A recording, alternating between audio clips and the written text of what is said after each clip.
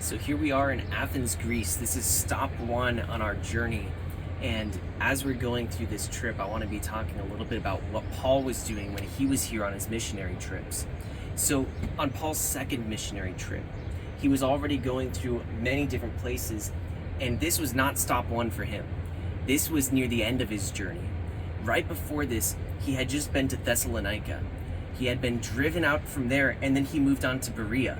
And then the Thessalonians came and followed him and made some trouble, so Paul had to evacuate, and he came to Athens. And that's where Paul meets this group of people. Now, Athens was known for wisdom because the Greek goddess Athena was what the city's named for. And Athena was the god of wisdom. But we know that the Bible says that the fear of the Lord is the beginning of wisdom. They had a lot of head knowledge, but they didn't know how to apply it. They didn't really know how to truly act in wisdom. And so as Paul's going around this amazing city, and as you can see, there's the Parthenon right behind us, he's going through this city, and he realizes there's so many people that have this false idea of who God is. There's so much idolatry, and he was burdened and moved inside himself.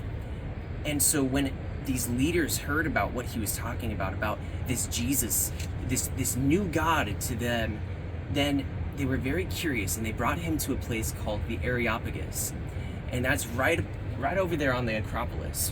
The Acropolis is the hill that the Parthenon is built on. And we were just there earlier today, and it's a beautiful spot. You have an awesome view of the temple that was built for Athena.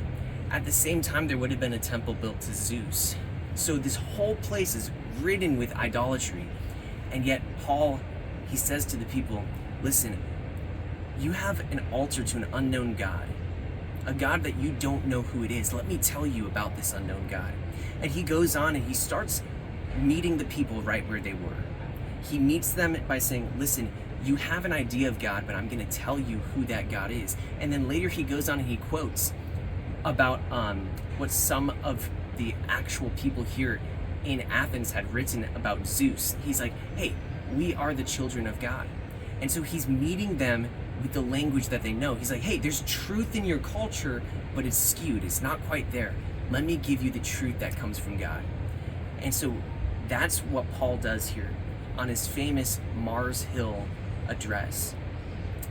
And not everybody listens to him. In fact, a lot of people scoffed.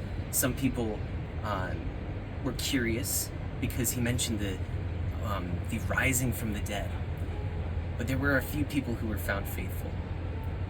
And so, as an encouragement to you, are you finding yourself burdened for the people around you? Burdened for those who don't have a full understanding of God? Just like Paul, do you look around the places and just realize, hey, there's a world that's dying. There's a world that needs to know about this one true God.